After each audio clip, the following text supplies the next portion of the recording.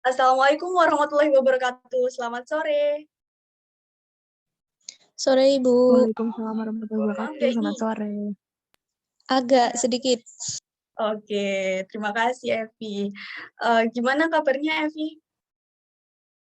Alhamdulillah sehat, Ibu. Baik. Oke, Lia bagaimana kabarnya? Ibu belum dengar suaranya nih. Kemarin Lia sedang tidak enak badan ya? Iya, Bu. Alhamdulillah saat ini sudah baik. Oke, Alhamdulillah Ibu harap semua dalam keadaan yang baik ya. Sebelum memulai pembelajaran hari ini, apa nih yang harus kita lakukan? Ya, tepat sekali. Berdoa ya.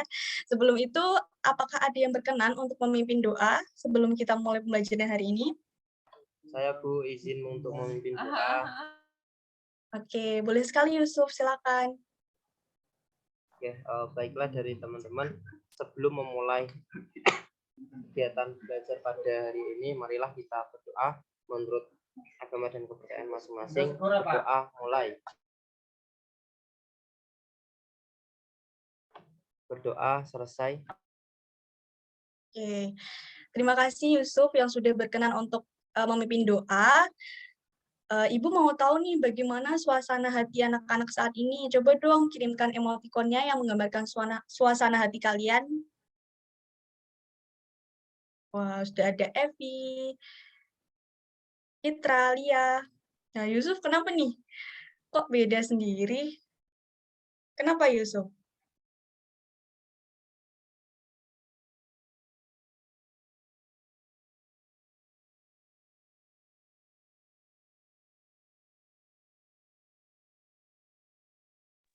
Yusuf habis ulangan, Bu. Oh, mungkin karena habis ulangan, terus masih kepikiran, masih khawatir gitu ya. Nanti hasilnya bagaimana ya? Oke, nggak apa-apa Yusuf. Semoga nanti diberikan hasil yang baik ya. Oke. Nah, sebelumnya Ibu sudah spill nggak sih kemarin Ibu sudah menyampaikan hari ini kita akan belajar apa?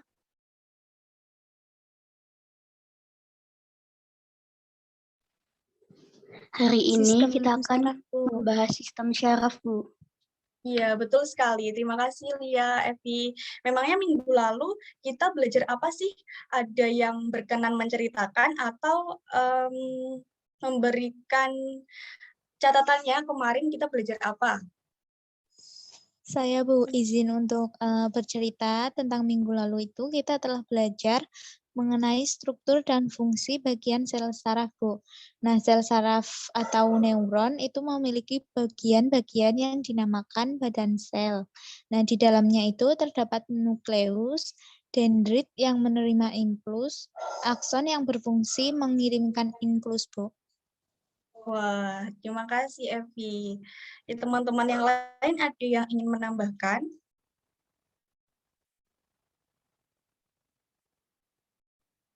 Atau Citra barangkali berkenan, Ibu beri kesempatan nih untuk Citra menambahkan. Ibu belum dengar nih suara Citra.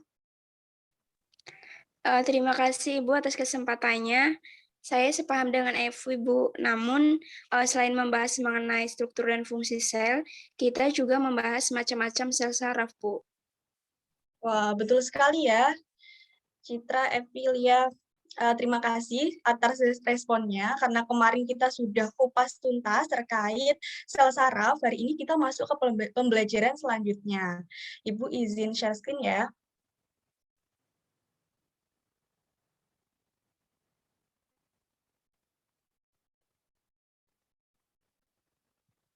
Oke, sudah terlihat atau belum? Sudah, Ibu. Ya, terima kasih Evi konfirmasinya. Nah, kali ini kita akan belajar mengenai sistem saraf pusat dan sistem saraf tepi.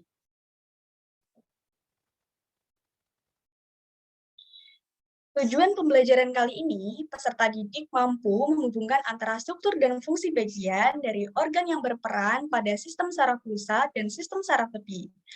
Peserta didik mampu menganalisis mekanisme koordinasi pada sistem saraf pusat dan sistem saraf tepi. Peserta didik juga mampu menganalisis dan menghubungkan fungsi, mekanisme sistem saraf pusat dan sistem saraf tepi pada kehidupan sehari-hari. Ada yang pernah tersengat listrik kah di sini? Apa yang terjadi ketika tangan kamu tersengat listrik? Saya, Ibu, saya pernah. Oh iya, Citra. Waktu itu saya hendak mencarger HP, namun kondisi tangan saya itu masih basah, Bu. Kemudian saya merasakan sengatan secara tiba-tiba. Secara cepat, saya melepaskan charger itu sehingga jatuh karena saya terkejut. Ya, tapi Citra tidak apa-apa ya.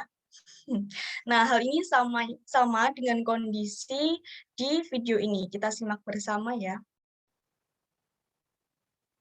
Nah, ketika kamu memegang mangkok yang kondisinya panas, namun kamu terlalu bersemangat nih, sehingga lupa untuk menggunakan kain untuk melapisi tanganmu. Nah, tanpa berpikir panjang, kamu akan langsung melepaskan mangkok panas tersebut kan? Nah, mengapa dapat terjadi demikian? Bagaimana mekanismenya? Nah, ini berkaitan dengan pembelajaran kita sebelumnya, dan akan kita kupas tuntas hari ini. Kemarin kita sudah belajar terkait sel saraf atau neuron yang merupakan komponen penyusun sistem saraf. Neuron ini terdapat di tubuh kita dalam jumlah yang sangat banyak. Masih ingat ada macam-macam neuron? Kalau berdasarkan fungsinya ada apa saja? Ada yang masih ingat? Saya masih agak ingat, Bu. Ada 3, yaitu neuron sensorik, neuron motorik, dan ada interneuron, Bu. Nah, betul. Terima kasih, Epi. Jadi berdasarkan fungsinya ada 3 neuron sensorik, neuron motorik, dan interneuron. Neuron juga terdapat di dalam otak dan sumsum tulang belakang, sehingga kedua organ tersebut memiliki peran yang sangat penting dalam sistem saraf. Kumpulan saraf yang terdapat pada otak dan sumsum tulang belakang disebut sistem saraf pusat atau SSP, dan saraf yang tidak termasuk SSP disebut sistem saraf tepi atau SST. Sekarang, mari kita lihat bagian-bagian otak. Nah, sebelumnya di sini ada yang sudah tahu bagian-bagian otak? Oke, kita bahas bersama ya. Yang ditunjukkan oleh nomor 1, ini bagian apa ya? Otak Ada besar, yang Bu. tahu? Ya, oke. Terima kasih, Lia. Teman-teman yang lain ada yang berpendapat juga? Cerebrum, Bu.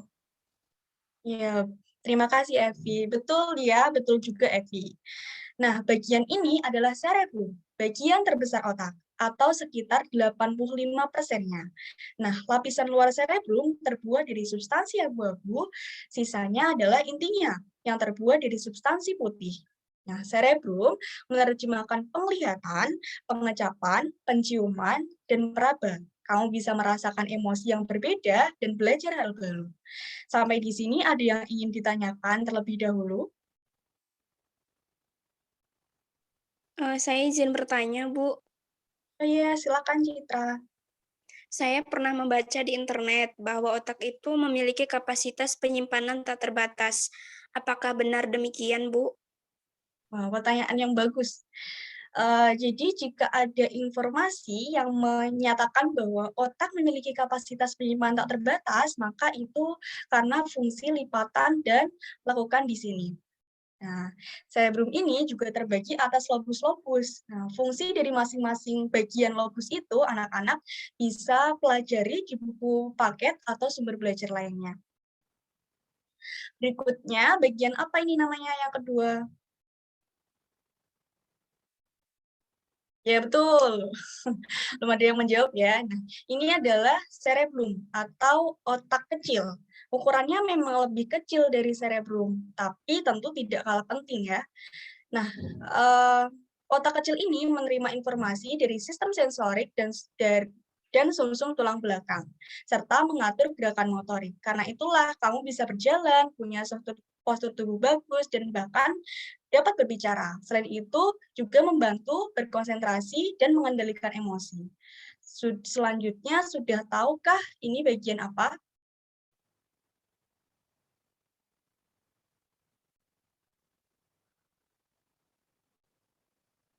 Yang sudah tahu?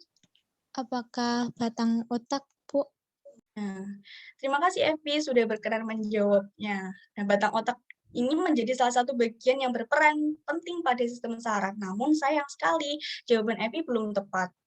Teman-teman yang lain ada yang ingin berpendapat? Sepertinya itu amigdala, Bu, namanya. Tepat, Citra. Ini merupakan amigdala yang juga memainkan peran penting dalam menangani emosimu, seperti ketakutan, kesedihan, serta menjaga kemarahanmu. Itu seperti clipping untuk ingatan peristiwa dan emosi. Ia menyimpannya agar kamu dapat mengenali hal-hal serupa di masa depan. Berikutnya bagian ini. Nah, ini baru namanya batang otak. Nah, batang otak ini yang mengatur komunikasi di antara otak dan seluruh tubuh, sehingga kamu dapat melakukan hal-hal yang bersifat otomatis, seperti bernafas, menjaga jantung berdetak teratur, mencerna makanan, dan aktivitas lainnya. Nah, batang otak ini terhubung langsung ke sumsum tulang belakang, yang ibaratnya merupakan jalan raya dari sistem saraf kita.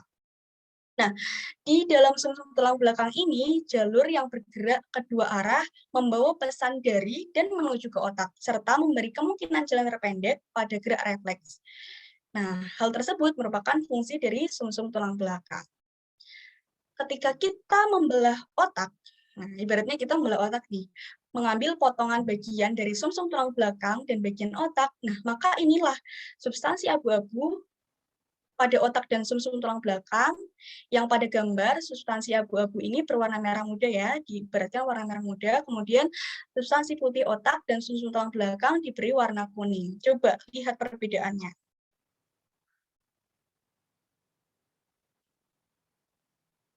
Ada yang sudah tahu perbedaannya apa? Apabila dilihat dari keberadaan substansi putih dan abu-abunya, itu saling berkebalikan ya, Bu. Mengapa demikian? Oh iya, betul.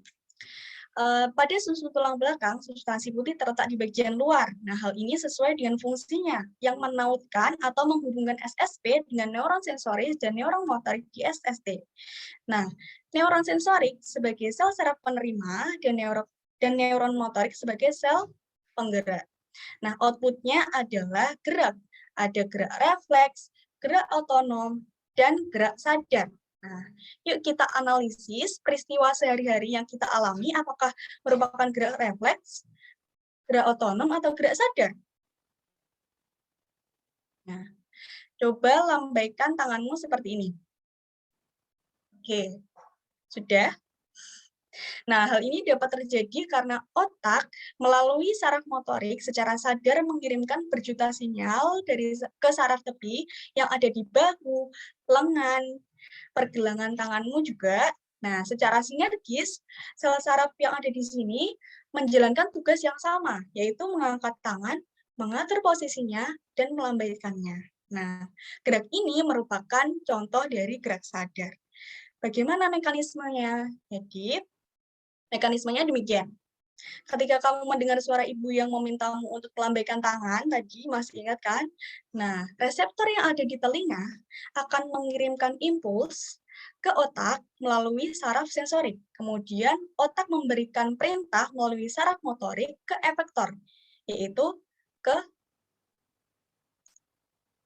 otot. Nah, sehingga terjadilah gerakan. Nah, coba Ibu mau bertanya nih, apakah kamu menghitung helaan nafasmu saat mendengarkan penjelasan Ibu tadi? Atau mungkin detak jantungmu? Tidak, Ibu. Iya. Tentu tidak ya. Nah, kalau aktivitas semacam ini dikendalikan oleh sistem saraf vegetatif atau otonom yang bekerja di luar kehendak. Nah, tidak ada jalur impuls mekanisme gerak otonom karena semua terjadi secara otomatis oleh saraf simpatik dan parasimpatik. Nah, SSP-mu mengirimkan SPP-mu mengirimkan sinyal saraf tepi dan memerintahkan jantung untuk berdetak, sistem pernafasanmu untuk bernafas, dan untuk mensirkulasi udara, serta sistem pencernaan untuk mencerna makanan. Nah, jadi bagaimana dengan gerak spontan ketika kamu secara tidak sengaja memegang mangkok yang panas? Nah, ketika memegang mangkok yang panas, secara tiba-tiba ketika kamu tidak menyadari bahwa itu panas, tetapi reseptor yang ada di tanganmu itu telah menyadari bahwa itu merupakan gangguan. Nah, prosesnya, reseptor sensorik di kulit telapak tangan kita segera mengirimkan impuls ke sumsum tulang belakang, kemudian sebagai respon terhadap sinyal dari neuron sensoris, sel saraf motorik menghantarkan sinyal untuk memerintahkan otot tangan untuk bergerak. Nah, ketika itu juga tanpa berpikir terlebih dahulu, kamu segera menarik tangan sebagai respon dari panasnya mangkok tersebut. Nah, gerak refleks ini dikendalikan di sumsum tulang belakang. Nah, namun gerakan apa yang terjadi secara refleks bukan berarti tidak diketahui oleh otak. Nah, pada saat impuls diberikan oleh saraf penghubung ke sel saraf motorik, saat itu pula impuls diteruskan ke otak, dan dengan cara ini, setelah gerakan refleks kamu langsung mengetahui apa yang terjadi.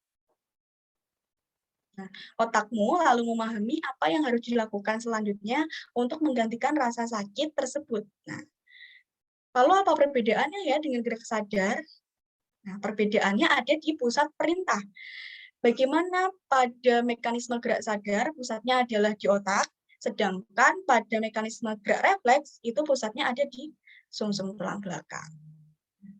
Pada sistem gerak refleks dapat dikatakan bahwa reseptor yang bertugas menerima rangsangan masih pada kondisi yang tidak siap. Jadi masih belum siap nih karena secara tiba-tiba. Nah, oleh karena itu impuls akan diteruskan dengan jalan yang lebih singkat, yakni ke sumsum tulang belakang sehingga menghasilkan gerak yang spontan, namanya gerak refleks. Nah, berarti mekanisme terjadinya tadi peristiwa Citra terkena aliran listrik, ini juga sama caranya. Nah, jadi bagaimana mekanisme yang dialami Citra ketika peristiwa itu terjadi? Sudah pahamkah? Berarti reseptor sensorik di kulit telapak tangan saya itu saat terkena aliran listrik segera mengirimkan sinyal ke sumsum tulang belakang ya, Bu. Kemudian Iya, sebagai betul. respon terhadap sinyal dari neuron sensoris, sel saraf motorik itu menghantarkan sinyal, lalu memerintahkan otot tangan untuk bergerak, dan ketika itu juga tanpa berpikir terlebih dahulu, saya segera menarik tangan sebagai respon. Nah, tepat sekali. Sudah paham ya sekarang? Sebelumnya ada yang ingin ditanyakan? Belum, Ada yang Ibu. mungkin kurang jelas? Oke, terima kasih anak-anak semuanya. Nah, apa yang dapat disimpulkan dari pembelajaran hari ini? Coba anak-anak bisa tulis, nanti dikirimkan ke email Ibu ya untuk sebagai feedback dari apa yang telah anak-anak pelajari hari ini. Nah, untuk mengakhiri pembelajaran hari ini, mari kita berdoa. Berdoa dimulai. Berdoa selesai. Terima kasih anak-anak sudah mengikuti pembelajaran hari ini dengan semangat, aktif, dan semoga di pembelajaran selanjutnya kita dapat bertemu lagi. See you next time. Wassalamualaikum warahmatullahi wabarakatuh. Waalaikumsalam warahmatullahi wabarakatuh. Terima kasih, Bu.